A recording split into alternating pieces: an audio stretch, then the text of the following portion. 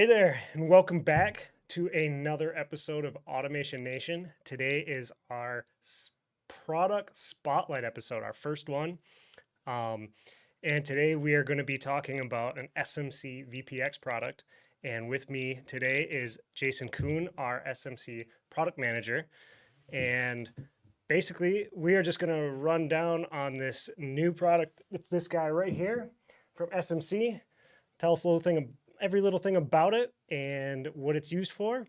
And we got the expert here to just fill us in on all the details. So, Jason, so what is your role here at Barnum as a product manager? My role at Barnum is to be the SMC product manager and know all there is to know about SMC products and help our salespeople promote the product, help our customers design in the product. I do training, tech support role as well. So that's pretty much what I do here. Now, does that really help us in the fact that we don't need to go to SMC for as much? We'd like to be as self-sufficient as possible, but they definitely are a partner to us. They have a really good support staff as well. So we field most of the calls for the customers, and if there's something more needed, we'll get their engineering group involved. Great, awesome. So this VPX, is this brand new? So this product is brand new for us. We have had safety dump valves. We've had them for quite a while. These are the 3 different varieties that we've had. They do monitor spool position versus pressure like our new product does.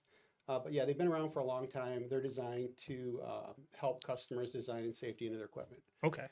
So that's the main purpose of all of these is to help our OEMs and our end users have equipment that can get rid of stored energy. That's kind of the main goal here, is to mitigate any danger that would happen if we have an e-stop situation, or if a customer or an operator gets in the way of a piece of equipment and breaks a light screen. We want to be able to control how that piece of equipment operates. Sure. So that's what these are designed to help you do. So these would be before all the equipment in kind of the air prep assembly. You have your main air coming into your facility. Then this would be right there before any valving, anything like that. Yeah, they could be, or they could be at point of use. There's several areas you could put these. It really depends on the category rating that the customer is looking for. Sure. So there's safety integrity levels, SIL ratings, and then there's performance levels. These are designed to get you to a performance level of E, which is the most severe hazardous environment. Category 4, which is, again, the most hazardous environments. Most industrial equipment is designed for category 3, okay, which is a hazardous environment where someone could get injured. And again, most of our customers now are starting to design these into their equipment. So again, the idea is to use one of these products to safely release any stored energy in a piece of equipment, so if an operator has to go in and fix a problem, they're not going to get any unwanted movement or unexpected movement. Sure. So basically the down and dirty of it is it will release air faster than you can put air back in the system. Correct. Yeah, absolutely. Yeah. And it'll monitor, and it'll give you outputs that can be sent to a safety PLC or safety relay. These are not on their own a product that can be used to design a circuit or design a piece of equipment. They're part of that design. Sure. To get you to those categories. So again, this on its own can be designed for a system using category 3 or category 4 criteria, but on its own, it's not available. Wouldn't do that. Okay. So obviously we have these other ones on the table. They've been around for a while. They've been proven in the field. Kind of going closest to you, to me, what are these 3? We know that's our VPX. Yep. So what is this one here? So this is the VP 744 product, and this is a higher flowing version. They all basically do the same thing. They're dual residual dump valves, so they have some valves. They have 2 valves that actually have to be energized at the same time in order for air to flow into your piece of equipment. This particular one has a slow start feature, so that air flowing in is slowly introduced into the piece of equipment that's been exhausted, so that things, when they start up, they don't just slam into position. They slowly build pressure. Sure. Once pressure builds to about 50% of the set pressure, then the valve will completely open and allow full flow. Okay. That's what the slow start valve is. This next one is the same thing without the slow start valve. And this third one is our highest flowing one that we had prior to the VPX. No slow start features available on that guy, but that was for higher flowing applications. They all have redundant spool sensing sensors, so you can get dual contacts on these. So each one of these has dual contacts, and each one of these is sensing the position of the spool. So we know if the spool is in position, air is flowing. If the spool is in a different position, air is exhausted. It's a safe condition. So these two are always monitoring that position of the spool, and then sending the outputs to your safety relays so that you know you have a safe condition. Okay. So we obviously have two separate valves here. So there's two coils. These are for the valve energizing. And then we have the two separate sensors. So that's 4 points of contact. It's a new VPX. We have 2 points of contact. We have one M12 connector for both coils for the valves to shift. And then we have another M12 connector for the different wiring options that we have available. And so I know you mentioned it kind of at the beginning real quick. That one senses differently. These are spool position, Yep. and that one you said is pressure. Yep. So these are mechanically sensing the spool. The new product senses the pressure in the system. So that's kind of important to me. You can monitor spool position. It doesn't necessarily mean you don't have pressure. Mm-hmm. If you have a leak, let's say, you may have pressure where you don't want pressure. So although these are designed to the specifications, to me, if you want to know that your energy is removed, you want to monitor that energy, which is in this case compressed air. It's not an electrical signal. It's not the position of the spool. It's actually the pressure that's going into the system. So this guy right here will monitor the pressure in both valves. There's actually 2 valves internally in here. And it'll tell you if they're both on, both off. If one's on or one's off, it'll give you a fault condition if any of those things are not in sync the way they're supposed to be. Now, is that pressure limit where it's going to say, I know we're on or off, configurable? Or is there just kind of a set unit pressure. in there? Just, it knows once yeah. it sees pressure Yeah. of a certain value, it's going to give us our signal. There's an option for an external gauge if you want to know pressure limits. So if you want to have a set pressure, let's say you have a low limit you don't want to operate your equipment at, you can set that output on that external gauge. So you can tell get extra sensor, basically. Yeah, absolutely. To tell you that hey, I'm below 60 PSI. I don't want my equipment to run this low, so something's wrong. But it's not going to send you an output fault at that point. That's a good point, actually, segue in. So this one has the little gauge on the front. So these are then configurable. You can do different things with them. Yes, yep.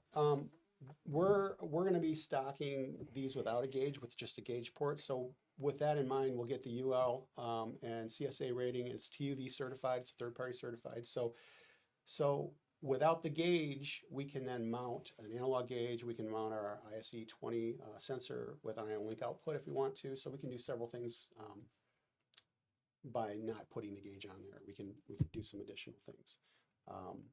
But that output can be used for anything you want. Sure. That particular output. This also has a built-in slow start with it, where these are additional add-ons. It makes the product quite a bit longer. This one has it in there. It's a little dial on the front. So again, you can just adjust that down to let the air flow in slower or faster, however you want to do it, and then get that valve to fully open once it gets to that pressure point you want. And then if someone didn't want that slow start feature, is that just open it up? You can open it wide up, and then it's basically negligible at that point. Correct. Okay.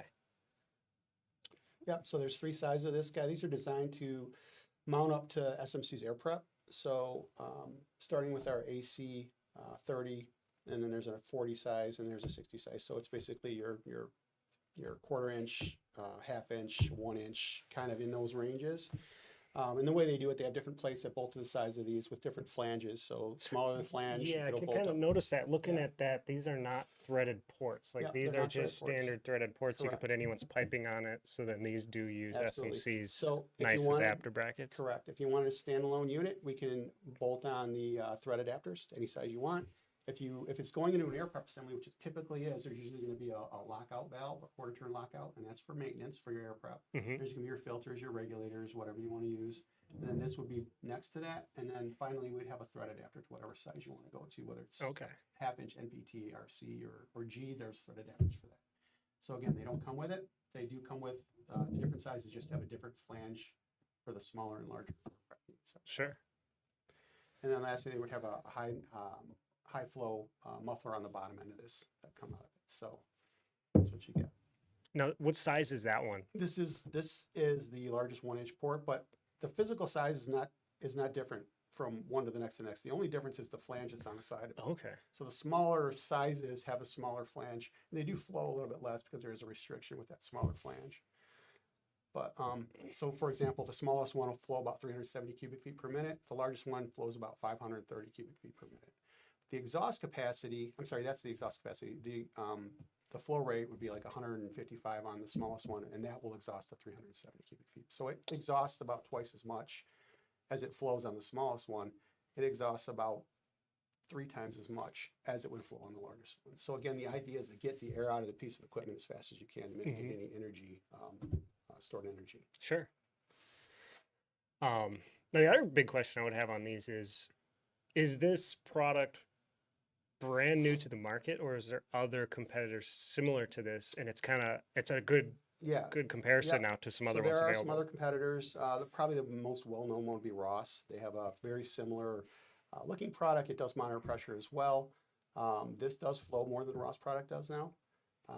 It's a little bit narrower than the Ross product, and the cost point is probably a little bit less. So it's going to be very competitive in the market. We're expecting to sell quite a few of these things. Okay. Ross. Parker has another product that's very similar. It looks exactly like the Ross product, and I think they actually are the same product. Sure. Neither one of Private those labeled come style with, thing. yeah, it's like a private label thing, I believe. But neither one of them come with a or a soft start built in. They have to be added on. Okay. So those add on to the bottom of their unit, where ours just come with it automatically. Comes right in there. But yeah, they do pressure monitoring as well. And there's another competitor, Festo, and Festo has a similar unit, but it does spool position monitoring, like our previous products. So whether it's a older style or not even older style, these are still current, but if it's a spool position monitoring style or pressure sensing or whoever's brand it is, either you or our tech support can very easily cross over to these, right? There isn't any applications where these are critical and they can't cross to this or anything. Yeah, they're that all is a basically good designed use. to give you those different still ratings, and those are, again, your customer is gonna decide what rating they need, and then they're gonna decide what components they need to get to that rating. So again, if it's a category 3, this is a must. If it's a category 4, this is a must. Category 1 would be like hand tools. You don't need a dual dump valve. Sure. 2 would be household appliances, things like that. But category 3 and category 4, typically industrial equipment, with most of our customers using category 3 specifications. Okay. Now, when it comes to safety as well, it always seems like every safety device is wired different. Everyone's got a different spec. Who knows? That has different wiring capabilities. How many different options were there for that? There's 3 options. There's the D option call out, which is a common negative, and that's basically for a standard IO block if you want to wire into it. Sure. And there's an N1 option, and that option conforms to the Allen-Bradley SIP safe block, and the N2 option conforms to a Siemens like ProfiSafe block. So those would be your 3 different options, and that's pretty much across the board for most of our competitors. All have those 3 different options for wiring. But again, on its own, it's not category rated. So you would again use this with a SIP safe block, and then yeah, at the end of the day, it's a sensor that's giving you dual redundancy to create a safety circuit. Correct. Yeah. Part of the puzzle. A fun little add-on when we're talking about safety devices too is we do have our new Lumberg, and we have a couple other SIP safety and ProfiSafe devices that are brand new to the market. They're available now. This, using the N2 wiring, will plug directly into our ProfiSafe and our SIP safe blocks, and you're good to go, up and running. Yep. So if any customers watching this or salesmen watching this, that's a great point to prove that they're already using that block. This thing's ready to go, no special wiring. Plug and run if you're using that N2 wiring style. Correct. Now, is there any thought of any of those 3 being the most common stocked, or is that still something you need to kind of feel what customers are using? I think over history we're going to know what customers are using, but in general, we're going to bring in a variety. We're going to have all 3 sizes and all 3 wiring options available at Barnum without any gauges. SMC is going to have stock in Noblesville, Indiana, of all 3 wiring options with all of the gauge options available. So that actually was something I was going to ask too. Are these going to be assembled Noblesville, or are they a Japan item? They're Japan assembly. These are safety devices, and Japan's going to they will assemble everything. Okay. And that's something to note as well. Because they're safety devices, there's nothing in the field that we can do to change these, fix these, modify these in any way, shape, or form. So what you see is what you get. And same with these guys. None of these safety devices are meant to be taken apart. If a switch goes down, you need a new valve to go on this thing. Now, if they they have an external gauge and destroy their gauge, can that be repaired That in we the can do. field? That's why, yeah, that's one of the reasons we're bringing them in without gauge. Okay. I So didn't know if that was, the other if the thing, gauge was on, it had to stay on, no, or if it's it's the gauge port itself that creates yeah, the unit, not the yeah. actual gauge. And we'll get a better IP rating. We'll get an IP64 rating with a digital gauge that's screwed in versus an incorporated gauge. They have an option for a embedded gauge with digital embedded gauge, but it's only IP40 rated. Okay. The ISE20 that we can screw into the port is IP64 rated. So this will get you a better IP rating on this valve if you use the external gauge threaded into the port, and you still maintain your TUV and UL and CSA certification using the external gauge. So yeah, that's the product. Pretty straightforward, Yep. in my opinion. I mean, seems nice and configurable. You can use it different spots. Obviously, just comparison wise, I mean, this thing, Much narrower, I mean, it's yeah, a lot lighter weight. narrower. Yep. I mean, obviously about the same size as that guy, Correct, yeah. but you get a lot more functionality out of this, having that soft start and bigger port sizes. Yep. And this guy is pretty darn That's beefy. yeah. I mean, that's two of them That's side a by boy right there. side. Yeah, that's a big one. But again, this still flows more than that guy does. So we're, from a exhaust standpoint, this is the highest flowing product we offer, and it actually exhausts more than the Ross product that's out there as well. Now, if customers are using any of these right now, too, is this pretty cost effective in comparison to these units, or is it kind of in the same realm? Yeah, so this is cheaper than, this is the 1-inch version, obviously, and this is going to be cheaper than the VG342, which is that guy. It is more expensive than these two, without the slow start feature built in. When you add the slow start feature built, you end up with about the same cost as the 744. It's still going to be a little less expensive with the 544. So for smaller point of use applications, we might want to still stick with that 544 valve. But in general, this is going to be really nice for our air prep assemblies. It's all bolt together. And I like the one connection Yeah, port for our connection sensors ports, instead yeah. of two. Yeah, you need 2 mufflers on this guy, where you only need 1 on this as well. So Yep. again, you have 4 ports to connect to, or 4 electrical connections versus 2. You get redundant outputs on the sensors as well. So everything that these guys can do, this guy can do. Now, I'm not a air prep pneumatics expert. When someone's building a system with these, is there anywhere special that has to be in order of operations? Like if you're in an air prep, does that need to Yeah, be absolutely. before Good a question. regulator, This after, needs to before a be the filter? last thing in line. And again, the idea is to get rid of stored energy as quickly as possible. If you put this before a regulator, let's say, then your air has to exhaust through the regulator first before it gets out of this guy. So this is going to be your last thing in the air prep assembly. Okay. The lockout valve that's before this, usually it's our VHS, it's a quarter turn lockout. That isn't a safety valve. That's just used to dump air that's in the air prep for maintenance purposes. So you could exhaust air from your machinery through this guy. If you need to exhaust the air that's upstream of this, then you just use your quarter turn lockout to bleed air out of your filters, and you can change your filters out. That's for maintenance only. It is lockable, but it's not a safety valve. So any safety device, you're going to want it to be as close to the actual stored energy sources as possible, Yep. which would be your equipment. So yeah, this definitely goes last in line. And is that directional? Is there a left to right version and right to left version, or is it? That's a good I question too. I don't know if it honestly matters. didn't see. That's a good question. I don't know the answer to that. I didn't see a release on a right to left. Just left to I'm right. not sure if it Yeah. if it really matters for most I don't people or know. not. Yeah, you got me on that one. I'll have to But- check. Yeah. Otherwise, I think we covered most of Yeah, this. I mean, is there anything else you could think of to talk about that? I No, mean, just it's going to be a stock product for us here at Barnum. It's probably going to be more and more popular as we go. Most machine builders do require this now. Boy, 10 years ago, nobody was talking about this type of product, and Yep. then we started coming out with them. And safety is a big deal, obviously. Storing energy is a big deal. But again, this product is one component. There are several other components we offer that would help you get to those SIL ratings. And again, just because you dump air out of a system, a pneumatic system specifically, doesn't mean you've released all of your stored energy. There are valves that are block center valves that would trap air sure. into a system. So, when we're working with customers, we like to discuss like the valve feature as well, not just the VPX dump valve, but actual manifold and how it operates. In Yeah, this don't type of just situation. go and say, if I assume. buy this, my whole thing's going to be safe. Yeah, again, it's Yeah. part of a system. So Yep. it's really important to review all the different valves that you have, what you want your actuators to do when you do hit an E-step, how you want them to act. Hmm. A lot of times we get rid of all the pressure and we use mechanical locks to hold cylinders in position. And then reintroducing pressure back into the system is important. And again, with the slow start feature, it helps with that. Yeah. But Slow picking start's the pretty right cool. valve is important as well. And the that's, right again, that's solenoid valve. all in your realm as SMC Product Manager. Absolutely, You yeah. go through, you can help design all those systems and or work with our tech support department. Yep.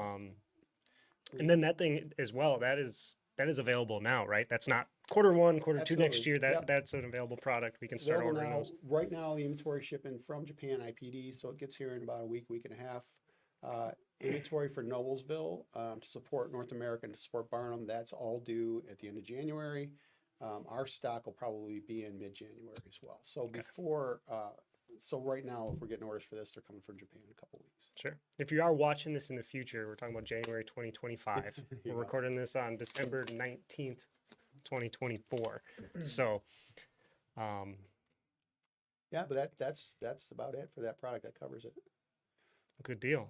I mean, if anybody has any questions on this product or any of the SMC products at all, reach out to your Barnum rep.